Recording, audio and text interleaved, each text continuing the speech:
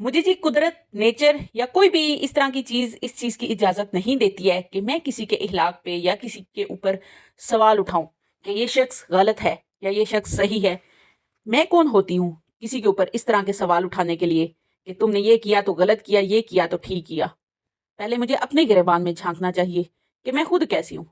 हाँ, अगर वो शख़्स मेरी ज़ात के मुतल्लिक़ कोई इस तरह की बात करता है या ऐसे लोगों के मुतल्लिक़ जो मेरे अपने हैं या जिनको मैं देख रही हूँ, राह चलते के साथ पंगा नहीं लेना चाहिए। क्या बोलते हैं जी, पंगा इज़ नॉट चंगा, होता इस तरह है।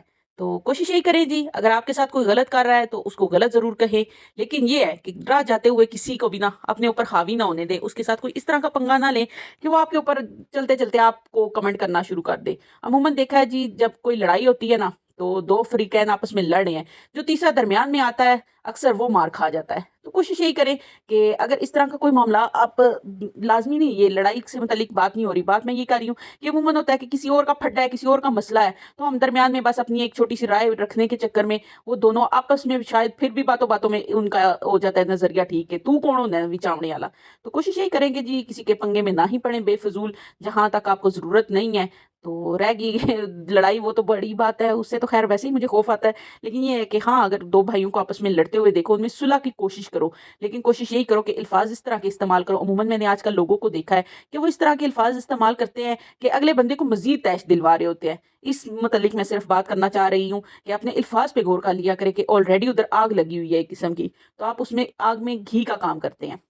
तो सिर्फ़ इस चीज़ पे लाज़मी गौर कीजिएगा कि ऐसे वक़्त में आपको इस तरह के अल्फ़ाज़ बोलने चाहिए या नहीं बोलने चाहिए। तो हाँ, मेरी बात को दूसरे वे में मत लेकर जाइएगा कि मैं आप लोगों को बोल रही हूँ कि गलत को गलत ना कहो, नहीं।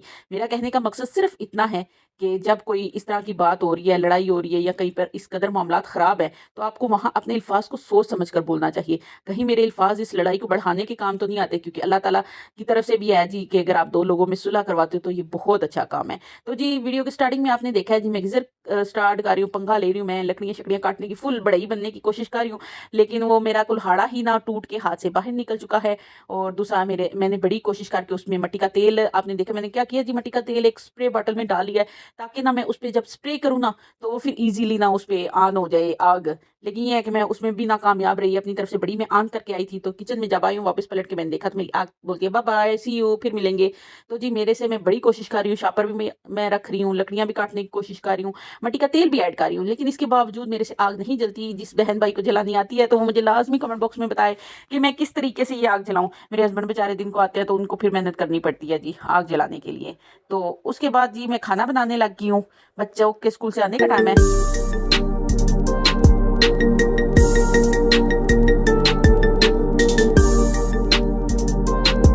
खाने में जी आज फ़रमाइश करके गई थी मेरी बेटी, जी मुझे चिकन पुलाव खाना है, मम्मा मेरे लिए चिकन पुलाव बना देना। तो चिकन हड्डी वाला भी पड़ा हुआ था, लेकिन मैंने सोचा जी काफ़ी अरसे से मैं इकट्ठा कर रही थी, काफ़ी ज़्यादा ये देख रहे हैं आप, हो गया था बोनलेस मेरा चिकन, तो मैंने बिल्कुल उसकी छोटी-छोटी बोटी कर दिया ताकि ना बच्चों की हर बाइट में वो आए। तो आमना मेरी है ना कभी-कभार चावलों की फ़रमाइश करती है, मेरा उसे चावल पसंद नहीं है इतने ख़ास, लेकिन कभी-कभार करती है तो उसको चाहिए भी बिल्कुल चिकन वाले होते हैं। तो फिर है जी, मैं उसकी मर्ज़ी के बिल्कुल उसकी पसंद के बनाऊँगी। और इतने में चावल बनना शुरू हो गए थे तो आमना लोग आ चुके हैं। तो वो जी पिछले साल की एक बुक निकाल के ना अपनी पुरानी स्टोरीज़ पढ़ी थी, तो साथ-साथ मुझे भी था जी मम्मा मुझे पढ़ के सुनाओ और मेरी भी दिखाओ कि मैं क्या कर रही हूँ। उसे बड़ा होता है जी मुझे चैनल पे या वीडियो में लो, तो अगर मैं नहीं लेती तो वो जो चीज़ खुद कर रही है या जो काम कर रही है तो वो जी मेरा भी दिखाओ कि आप क्या कर रही हो। तो वो फिर स्पेशल था, ये मेरी बुक दिखाओ, इस पे मैं कौन-सी पोएम पढ़ रही हूँ, तुम सारे देखे। तो बड़ा शौक चढ़ता है जी उसे इस चीज़ का। तो अल्लाह पाक हिदायत दे ही रखे बच्चों को, अल्लाह ताला इस तरह की चीज़ों से बच्चों को बचा ही रखे।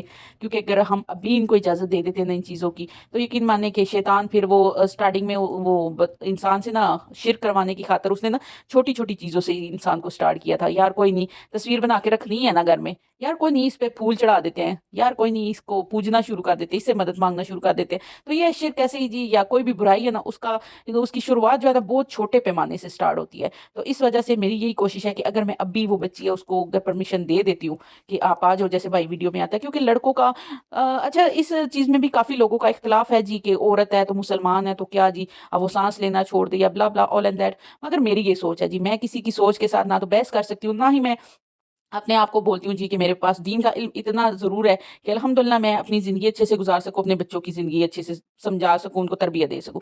लेकिन अगर कहो कि मैं किसी से बहस करूँ दीन इस्लाम को लेकर इन छोटी-छोटी बातों पे, तो उसके लिए मेरे ख़्याल से मौलवी हज़रात काफ़ी बैठे हुए हैं, आप लोग उनसे बहस कर लिया करें, हम जैसे आम लोगों से बहस करने की ज़रूरत नहीं है, क्योंकि मुझे मेरे जो इल्म में बात है या जो मुझे पर्सनली अच्छी लगती है, दीन जी मेरी नज़र में यही है कि मैंने एक बात पढ़ी थी कि आखिरी जो टाइम आएगा ना, उसमें आपको नहीं समझ आएगा कौन सी चीज़ आपको अच्छी कौन सी चीज़ सही है, कौन सी गलत है। इतने रद्दो-बदल आ जाएँगे। लेकिन उसमें आखिरी हल यही है जी, जो चीज़ आपके दिल को सैटिस्फैक्शन दे, सुकून दे, उस चीज़ को बस ठीक समझ के उस पे चलना शुरू कर दो। तो यही बात है जी, अगर आप लोग पर्दे से मुतल्लिक या औरतों से मुतल्लिक मेरे साथ बहस करो, तो उसके मुतल्लिक मेरी तरफ से आपके लिए यही जवाब है जी कि मेरे दिल को ये सैटिस्फैक्शन होती है इस बात से कि मैं खुद भी पर्दा करूँ, अपनी बेटी को भी पर्दा कराऊँ, और इस तरह सबके सामने खुलेआम आना या अपना फेस रिवील करना, सारा कुछ मुझे पर्सनली पसंद नहीं है, ना ही मैं चाहती हूँ मेरी बेटी इस तरह आए।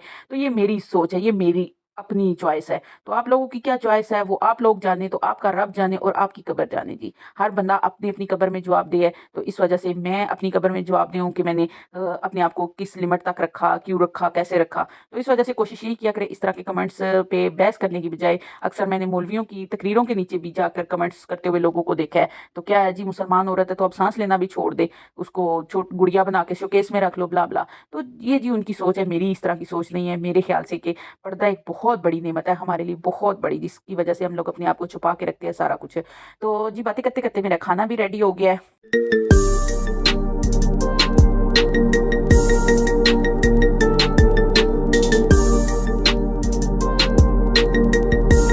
अच्छा जी, एक सीक्रेट आप लोगों के साथ शेयर करने लगी हूँ कि जब आप चावलों को दम देने लगे ना, तो जो मेरी तरह लहसुन की खुशबू लाइक करते हैं, पसंद करते हैं, उनके लिए एक छोटी-सी टिप है कि दम देने से पहले ना उसमें हल्का-सा, चाहे आपके पास पाउडर शेप में है उस तरह डालें, या आप थोड़ा-सा 1-2 तूरी ना लहसुन की ऐसे उसको पीस के इसके अंदर डालें, तो जब आप दम खोलेंगे ना, ओए होए होए!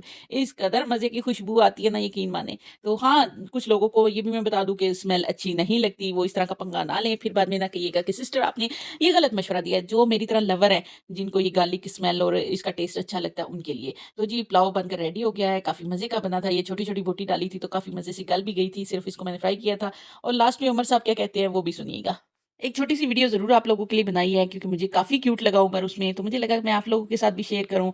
असल में हम शाम को छत पे होमवर्क कर रहे थे, तो उस वक़्त उसका रिएक्शन क्या था वो तो बाजी काम करे फिर आपको दे देंगे, ठीक है? चलो बाजी लिखो, क्या हुआ है? रोज तो नहीं ना हो, बाजी काम करके वापस कर देती है।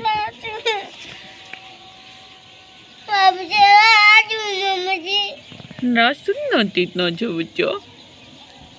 बुक नहीं लेती। बुक नहीं लेते? मैं पापा को बता के रहती हूँ। नहीं पापा को नहीं बताना। मम्मी 3 कर लूँ, खाली 4। पापा हमने तो मुझे दवाई। सात स्पेलिंग भी याद करो ना। मुझे ना दूँ। अच्छा चलो आपको पेंसिल लेते हैं, आप अपनी स्कूल गुम करके आए हो ना।